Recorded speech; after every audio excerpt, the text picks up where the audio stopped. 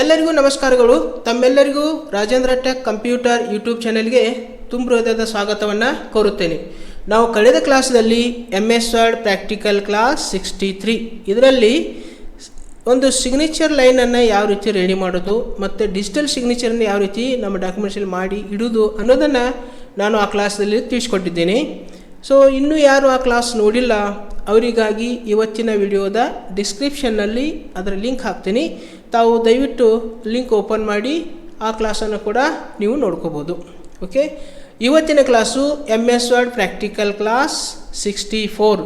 ಇದರಲ್ಲಿ ನಾನು ನಮ್ಮ ಡಾಕ್ಯುಮೆಂಟ್ಸ್ದಲ್ಲಿ ಯಾವ ರೀತಿಯಾಗಿ ಸಿಂಬಾಲ್ಸ್ಗಳನ್ನು ಹಾಕೋದು, ಇನ್ಸರ್ಟ್ ಯಾವ ರೀತಿಯಾಗಿ ಸಿಂಬಾಲ್ಸ್ಗಳನ್ನು ಇನ್ಸರ್ಟ್ ಮಾಡೋದು ಅನ್ನೋದ್ರ ಬಗ್ಗೆ ತಿಳಿಸ್ಕೊಡ್ತಾ ಇದ್ದೀನಿ.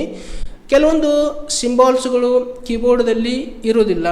ಸೊ ನಮಗೆ ಕೀಬೋರ್ಡ್ದಲ್ಲಿ ಇಲ್ಲದೇ ಇರತಕ್ಕಂಥ ಕೆಲವೊಂದು ಸಿಂಬಾಲ್ಸ್ಗಳನ್ನ ನಾವು ಯಾವ ರೀತಿಯಾಗಿ ಇನ್ಸರ್ಟ್ ಮಾಡ್ಕೋಬೇಕು. ಓಕೆ, ಇನ್ಸರ್ಟ್ದಲ್ಲಿ ಹೋಗಿ ಸಿಂಬಾಲ್ಸ್ದಲ್ಲಿ ಹೋಗಿ ಯಾವ ರೀತಿಯಾಗಿ ಅವುಗಳನ್ನ ಇನ್ಸರ್ಟ್ ಮಾಡ್ಕೋಬೇಕು, ಅವುಗಳ ಶಾರ್ಟ್ಕಟ್ ಕೀಗಳನ್ನ ಯಾವ ರೀತಿಯಾಗಿ ಯೂಸ್ ಮಾಡ್ಕೋಬೇಕು. ಓಕೆ, ಬೇರೆ ಬೇರೆ ಅಂತ ನಾವು ಸಿಂಬಾಲ್ಸ್ಗಳನ್ನು ಹಾಕ್ಬೋದು. ಎಕ್ಸಾಂಪಲ್ ಮ್ಯಾಥಮೆಟಿಕಲ್ ಸಿಂಬಾಲ್ ಇರ್ಬೋದು, ಕರೆನ್ಸಿ ಸಿಂಬಾಲ್ ಇರ್ಬೋದು, ಕಾಪಿರೈಟ್ ಸಿಂಬಾಲ್ ಇರ್ಬೋದು. ಓಕೆ, ಹೀಗೆ ಬೇರೆ ಬೇರೆ ಅಂತ ಸಿಂಬಾಲ್ಸ್ಗಳು ಇದ್ದಿರ್ತವೆ. ಸೊ ಅವುಗಳನ್ನ ನಾವು ಡಾಕ್ಯುಮೆಂಟ್ಸಲ್ಲಿ ಯಾವ ರೀತಿಯಾಗಿ ಇನ್ಸರ್ಟ್ ಮಾಡೋದು ಅನ್ನೋದನ್ನು ಇವತ್ತಿನ ಕ್ಲಾಸ್ನಲ್ಲಿ ನಾನು ನಿಮಗೆ ತಿಳಿಸ್ಕೊಡ್ತಾ ಇದ್ದೀನಿ. ಸೊ ದಯವಿಟ್ಟು ವಿಡಿಯೋವನ್ನು ಪೂರ್ತಿಯಾಗಿ ಸ್ಕಿಪ್ ಮಾಡದೆ ನೋಡಿರಿ. ಮತ್ತು ತಾವು ಹೊಸದಾಗಿ ನನ್ನ ಯೂಟ್ಯೂಬ್ ಚಾನಲ್ ನೋಡ್ತಾ ಇದ್ದರೆ ದಯವಿಟ್ಟು ಸಬ್ಸ್ಕ್ರೈಬ್ ಮಾಡಿರಿ ಮತ್ತು ಬೆಲ್ ಐಕನ್ನ ಪ್ರೆಸ್ ಮಾಡಿರಿ. ಓಕೆ, ಇವತ್ತಿನ ಕ್ಲಾಸನ್ನು ನಾನು ಇವಾಗ ಪ್ರಾರಂಭ ಮಾಡ್ತಾ ಇದ್ದೀನಿ. ಇವಾಗ MS ವರ್ಡನ್ನು ಓಪನ್ ಮಾಡ್ಕೋಬೇಕು. MS ವರ್ಡನ್ನು ಓಪನ್ ಮಾಡಿದ ನಂತರ ಇಲ್ಲಿ ಇನ್ಸರ್ಟ್ ಮೇಲೆ ಮೌಸನ್ನು ಕ್ಲಿಕ್ ಮಾಡ್ಕೋಬೇಕು. ಇನ್ಸರ್ಟನ್ನು ಮೇಲೆ ಮೌಸನ್ನು ಕ್ಲಿಕ್ ಮಾಡಿದ ನಂತರ ಇಲ್ಲಿ ಸಿಂಬಾಲ್ಸ್ ಅಂತೇಳಿ ಕಾಣಿಸ್ತದೆ ನೋಡಿರಿ ಆಪ್ಷನ್. ಇದ್ರ ಮೇಲೆ ಮೌಸನ್ನು ಕ್ಲಿಕ್ ಮಾಡಿದರೆ ನಮಗೆ ಸಿಂಬಾಲ್ಸ್ ಸಿಗ್ತವೆ. ಕೀಬೋರ್ಡ್ದಲ್ಲಿ ಇಲ್ಲ. ಸೊ ಕೀಬೋರ್ಡ್ದಲ್ಲಿ ಇಲ್ಲ, ಯಾವ ಇರೋಂಗಿಲ್ಲ ಅವು ಎಲ್ಲ ಸಿಂಬಾಲ್ಸ್ ನಮಗಿಲ್ಲಿ ತೊಗೋಬೋದು. ಸೊ ಇಲ್ಲಿ ಮತ್ತು ಲಿಸ್ಟ್ ಬರ್ತದೆ, ಇಲ್ಲಿ ಫಾಂಟ್ ಲಿಸ್ಟ್ ಬರ್ತದೆ. ಇಲ್ಲಿ ನಾವು ಹೋಗಿ ಇವಾಗ ವಿಂಗ್ ಡಿಂಗ್ಸ್ ಅಂತಿದೆ, ಇವಾಗ ವೆಬ್ ಡಿಂಗ್ಸ್ ತೊಗೋಬೋದು. ಓಕೆ, ಸೊ ಈ ಪ್ರಕಾರ ನಾವು ಇಲ್ಲಿ ಏನು ಮಾಡ್ಕೋಬೋದು, ಚೇಂಜ್ ಮಾಡ್ಕೋಬೋದು. ವಿಂಗ್ ಡಿಂಗ್ಸ್ 3 ಅಂತೇಳಿ 2 ಅಂತೇಳಿ ಬರ್ತದೆ, ವಿಂಗ್ ಡಿಂಗ್ಸ್ 3 ಅಂತ ಬರ್ತದೆ. ಓಕೆ, ಹಿಂಗೆ ಬೇರೆ ಬೇರೆ ಆದಂಥ ನಾವು ಏನು ತೊಗೋಬೋದಪ್ಪ ಅಂದರೆ ಇಲ್ಲಿ ಎಲ್ಲನೂ ಒಂದು ಸಿಂಬಾಲ್ಸನ್ನು ಇದರಿಂದ ನಾವು ತೊಗೋಬೋದು. ಓಕೆ, ಸೊ ಇವಾಗ ನಾವು ಏನು ಮಾಡೋಣ ಅಂದ್ರೆ ಸಿಂಬಾಲ್ಸನ್ನು, ಫಾರ್ ಎಕ್ಸಾಂಪಲ್ ನಾನು ಇದರಿಂದ ಏನು ಮಾಡ್ತೀನಪ್ಪ ಅಂದ್ರೆ ಈಗ ಸಿಂಬಾಲ್ಸನ್ನು ಒಂದು ತೆಗೆದು ತೋರಿಸ್ತೀನಿ. ಓಕೆ, ಸೊ ಇವಾಗ ವಿಂಗ್ ಡಿಂಗ್ಸ್ದಲ್ಲಿ ಮೌಸ್ ಕ್ಲಿಕ್ ಮಾಡ್ತೀನಿ. ಸೊ ಇವಾಗ ನಾನು ಏನು ಮಾಡ್ತೀನಪ್ಪ ಅಂದರೆ ಈಗ ಒಂದು ಫೋನನ್ನು ತಗೋತೀನಿ. ಓಕೆ, ಟೆಲಿಫೋನನ್ನು ಸಿಂಬಾಲ್ ಸೆಲೆಕ್ಟ್ ಮಾಡ್ಕೊಂಡಿದ್ದೀನಿ. ಸೊ ಇದು ಕೀಬೋರ್ಡ್ದಲ್ಲಿ ಇಲ್ಲ. ಸೊ ಇವಾಗ ನಮ್ಮ ಕೀಬೋರ್ಡ್ದಲ್ಲಿ ಯಾವುದೇ ಈ ಸಿಂಬಾಲ್ ಅದರಲ್ಲಿ ಇರೋದಿಲ್ಲ. ಸೊ ಅದನ್ನು ನಾವು ಏನು ಮಾಡ್ಕೋಬೋದು, ಇಲ್ಲಿ ಡೈರೆಕ್ಟಾಗಿ ಇನ್ಸರ್ಟ್ ಮಾಡ್ಕೋಬೋದು. ಸೊ ಈಗ ಇಲ್ಲಿ ಸೆಲೆಕ್ಟ್ ಮಾಡ್ಕೋತೀನಿ ಮತ್ತು ಇಲ್ಲಿ ಇನ್ಸರ್ಟ್ ಮಾಡಿದ್ದೀನಿ. ಓಕೆ, ಇವಾಗ ಏನಾಗಿದೆ, ಇದು ಇನ್ಸರ್ಟ್ ಆಗಿದೆ.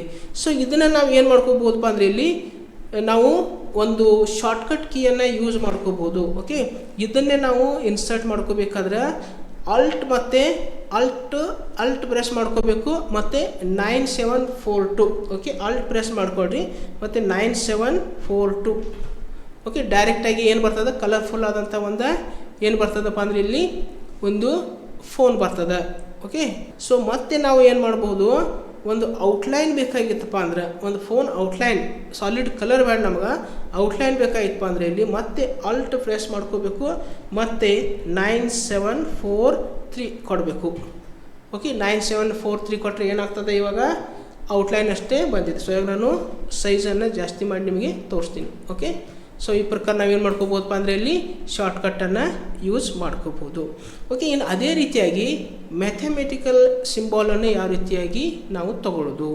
ಫಾರ್ ಎಕ್ಸಾಂಪಲ್ ನನಗೀಗ ಪ್ಲಸ್ ಸಿಂಬಾಲ್ ಬೇಕಾಗಿದೆ, ಪ್ಲಸ್ ಸೈನ್ ಬೇಕಾಗಿತ್ತು. ನನಗೆ ಏನು ಮಾಡಬೇಕಪ್ಪ ಅಂದರೆ ಇಲ್ಲಿ ಅಲ್ಟ್ ಪ್ರೆಸ್ ಮಾಡ್ಕೋಬೇಕು ಮತ್ತು ಇಲ್ಲಿ ನಂಬರ್ಸ್ದಲ್ಲಿ ಹೋಗಿ 43 ಕೊಡಬೇಕು. ಓಕೆ, ಮ್ಯಾಥಮೆಟಿಕ್ಸ ಒಂದು ನಾವು ಸಿಂಬಾಲನ್ನು ಪ್ಲಸ್ ಆಗಿ ತೊಗೋಬೋದು. ಸೊ ಅದರ ನಂತರ ನಮಗೆ ಮೈನಸ್ ಬೇಕಾಗಿದೆ. ಓಕೆ, ಇವಾಗ ಅಲ್ಟ್ ಮತ್ತು 45 ಹಿಡಿದ್ರೆ ಏನಾಗ್ತದೆ, ಇವಾಗ ಮೈನಸ್ ಬರ್ತದೆ. ಓಕೆ, ಮತ್ತು ಈಗ ಅಲ್ಟ್ ಮತ್ತು 47 ಹಿಡಿದ್ರೆ ಅಂದರೆ ನಮ್ಗೆ ಯಾವ್ದು ಬರ್ತದೆ, ಇಲ್ಲಿ ಡಿವಿಷನ್ ಬರ್ತದೆ. ಓಕೆ, ಸೊ ಇವಾಗ ಡಿವಿಷನ್ ಬಂದಿದೆ. ಸೊ ಇವಾಗ ಅಲ್ಟ್ ಮತ್ತು 42 ಕೊಟ್ಟು ಅಂದರೆ ಏನಾಗ್ತದೆ, ಇಲ್ಲಿ ಇಂಟು ಬರ್ತದೆ. ಓಕೆ, ಸೊ ಇವಾಗ ಅಲ್ಟ್ ಮತ್ತು 37 ನಾವು ಕೊಟ್ಟಪ್ಪ ಅಂದರೆ ಏನಾಗ್ತದೆ, ಇಲ್ಲಿ ಒಂದು ಪರ್ಸೆಂಟೇಜ್ ಸಿಂಬಾಲ ಬರ್ತದೆ. ಓಕೆ, ಅದೇ ರೀತಿಯಾಗಿ ನಾವು ಈಕ್ವಲ್ ಟು ತೊಗೋಬೋದು. ಓಕೆ, ಅಲ್ಟ್ ಮತ್ತು 61 ಕೊಟ್ಟು ಅಂದರೆ ನಾವು ಈಕ್ವಲ್ ಟು ತೊಗೋಬೋದು. ಈ ಪ್ರಕಾರ ನಾವು ಒಂದು ಏನು ಮಾಡ್ಬೋದಪ್ಪ ಅಂದರೆ ನಮ್ಮ ಡಾಕ್ಯುಮೆಂಟ್ಸಲ್ಲಿ ಒಂದು ಶಾರ್ಟ್ಕಟ್ಟನ್ನು ಕೀಯನ್ನು ಬಳಸ್ಕೊಂಡು ನಾವು ಏನು ಮಾಡ್ಕೋಬೋದು, ಇಲ್ಲಿ ಸಿಂಬಾಲನ್ನು ಇನ್ಸರ್ಟ್ ಮಾಡ್ಕೋಬೋದು. ಓಕೆ, ಇವು ಮ್ಯಾಥ್ಸ್ ಒಂದು ಮೆಥಮೆಟಿಕಲ್ ಆಗಿ ನಾವು ಇದನ್ನು ಆ್ಯಡ್ ಮಾಡ್ಕೋಬೋದು. ಅದೇ ರೀತಿಯಾಗಿ ನಾವು ಮತ್ತೆ ಏನು ತೊಗೋಬೋದಪ್ಪ ಅಂದರೆ ಇಲ್ಲಿ ಕರೆನ್ಸಿ ತೊಗೋಬೋದು. ಫಾರ್ ಎಕ್ಸಾಂಪಲ್ ನಮ್ಮ ಇಂಡಿಯಾದ ಕರೆನ್ಸಿ ರುಪೀಸ್ ಇದೆ. ರುಪೀಸ್ ನಾವೇನು ಮಾಡ್ಕೋಬೋದು, ಅಲ್ಟ್ ಕಂಟ್ರೋಲ್ ಮತ್ತು ಅಲ್ಟ್ ಕಂಟ್ರೋಲ್ ಪ್ರೆಸ್ ಮಾಡ್ಕೋಬೇಕು. ಅಲ್ಟ್ ಕಂಟ್ರೋಲ್ ಪ್ರೆಸ್ ಮಾಡಿ ಇಲ್ಲಿ 4 ನಂಬರ್, ಅಲ್ಟ್ ಕಂಟ್ರೋಲ್ ಮತ್ತು 4 ಒಂದು ನಂಬರ್ ರೋ ಇದೆಯಲ್ಲ, ಆ ನಂಬರ್ ರೋದಲ್ಲಿ 4 ನಂಬರನ್ನು ನಾವು ಪ್ರೆಸ್ ಮಾಡಿದರೆ ನಮಗೇನು ಬರ್ತದೆ, ಇಂಡಿಯನ್ ರುಪೀಸ್ ಸಿಂಬಾಲ ಬರ್ತದೆ.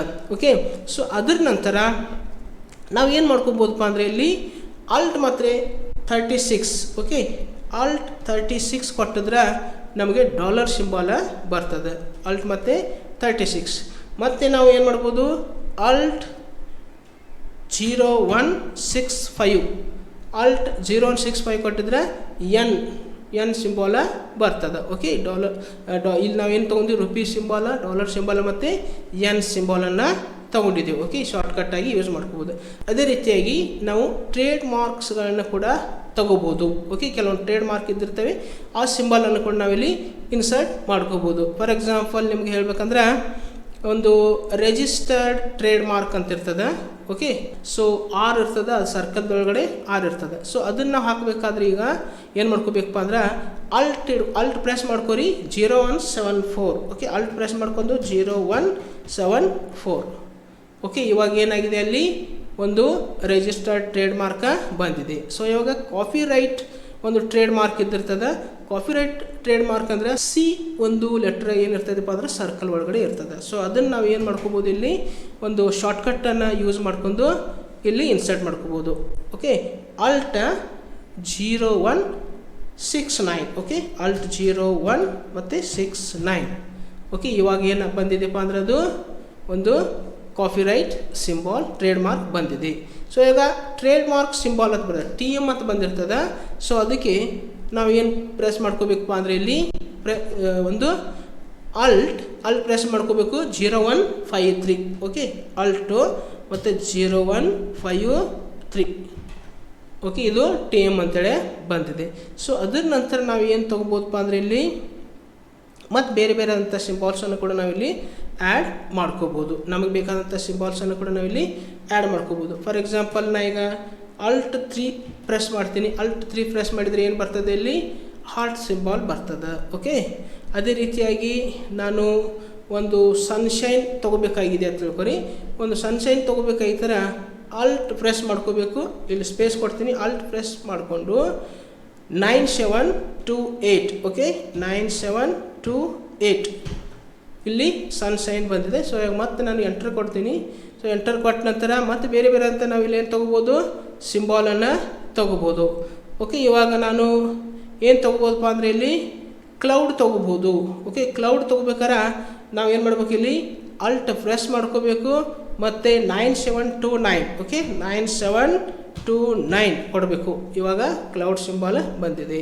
ಸೊ ಇವಾಗ ನಾನು ಅಂಬ್ರೆಲಾ ಸಿಂಬಾಲ್ ತೊಗೋಬೇಕಾಗಿದೆ. ಆವಾಗ ಅಂಬ್ರೆಲಾ ಸಿಂಬಾಲ್ ಬರಬೇಕಾದ್ರೆ ನಾವೇನು ಮಾಡ್ಕೋಬೇಕು, ಅಲ್ಟ್ ಪ್ರೆಸ್ ಮಾಡ್ಕೋಬೇಕು 97 ಮತ್ತು 30. ಓಕೆ, ಇದು ಅಂಬ್ರೆಲಾ ಸಿಂಬಾಲ ಬಂದಿದೆ. ಸೊ ಈ ಪ್ರಕಾರ ನಾವು ನಮ್ಮ ಡಾಕ್ಯುಮೆಂಟ್ಸ್ನಲ್ಲಿ ಎಷ್ಟು ಬೇಕಾದಷ್ಟು ನಾವು ಸಿಂಬಾಲನ್ನು ಇನ್ಸರ್ಟ್ ಮಾಡ್ಕೋಬೋದು. ಓಕೆ, ಅದೇ ರೀತಿಯಾಗಿ ನಾವು ಮತ್ತೆ ಏನು ತೊಗೋಬೋದಪ್ಪ ಇಲ್ಲಂದರೆ ಇಲ್ಲಿ ಸ್ಟಾರ್ ತೊಗೋಬೋದು. ಸ್ಟಾರ್ ತೊಗೋಬೇಕಾದ್ರೆ ನೀವು ಏನು ಮಾಡ್ಕೋಬೇಕಪ್ಪ ಅಂದರೆ ಇಲ್ಲಿ ಸ್ಟಾರ್ ತೊಗೋಬೇಕಾದ್ರೆ ಇಲ್ಲಿ ಅಲ್ಟು 97 ಮತ್ತು 34. ಓಕೆ, ಅಲ್ಟ್ 97 ಮತ್ತು ಇಲ್ಲಿ 34. ಓಕೆ, ಇವಾಗ ಸ್ಟಾರ್ ಸಿಂಬಾಲ್ ಬಂದಿದೆ.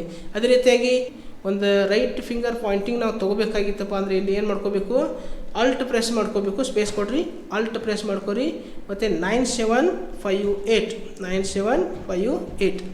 ಓಕೆ, ಈ ಪ್ರಕಾರ ನಾವು ಏನು ಮಾಡ್ಕೋಬೋದಪ್ಪ ಅಂದರೆ ಇಲ್ಲಿ ಬೇರೆ ಬೇರೆಂಥ ಸಿಂಬಾಲನ್ನು ಇದ್ರೆ ನಮ್ಮ ಡಾಕ್ಯುಮೆಂಟ್ಸ್ದಲ್ಲಿ ಆ್ಯಡ್ ಮಾಡ್ಕೋಬೋದು.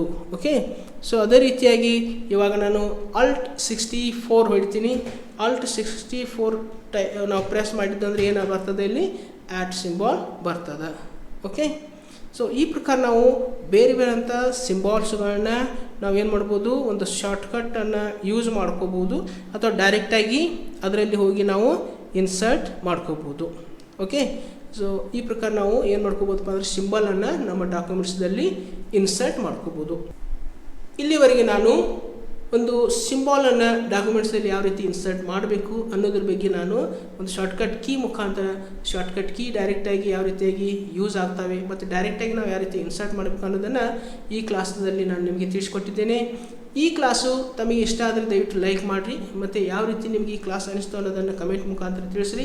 ಜೊತೆಗೆ ಈ ವಿಡಿಯೋನ ನಿಮ್ಮ ಫ್ರೆಂಡ್ಸ್ಗಳಿಗೆ ಶೇರ್ ಮಾಡಿರಿ ಎಂದು ತಮ್ಮಲ್ಲಿ ಕೇಳುತ್ತಾ, ತಾವು ಇನ್ನೂ ನನ್ನ ಚಾನೆಲ್ಗೆ ಸಬ್ಸ್ಕ್ರೈಬ್ ಮಾಡಿಲ್ಲ ಅಂದರೆ ದಯವಿಟ್ಟು ಸಬ್ಸ್ಕ್ರೈಬ್ ಮಾಡಿರಿ ಮತ್ತು ಬೆಲ್ ಐಕನ್ ಪ್ರೆಸ್ ಮಾಡಿರಿ ಮತ್ತು ಪ್ರತಿದಿನ ನಾನು ಅಪ್ಲೋಡ್ ಮಾಡ್ತಕ್ಕಂಥ ವಿಡಿಯೋಗಳನ್ನು ತಾವು ನೋಡ್ಕೊಳ್ರಿ ಎಂದು ತಮ್ಮಲ್ಲಿ ಕೇಳುತ್ತಾ ಇವತ್ತಿನ ಈ ಕ್ಲಾಸನ್ನು ನಾನು ಇಲ್ಲಿಗೆ ಮುಕ್ತಾಯಗೊಳಿಸ್ತಾ ಇದ್ದೀನಿ. ಮತ್ತೊಂದು ಹೊಸ ಕ್ಲಾಸೊಂದಿಗೆ ಹೊಸ ವಿಡಿಯೋದೊಂದಿಗೆ ಪುನಃ ನಿಮ್ಮ ಜೊತೆಗೆ ಬರುವೆ. ಅಲ್ಲಿವರೆಗೂ ಎಲ್ಲರಿಗೂ ನನ್ನ ನಮಸ್ಕಾರಗಳು.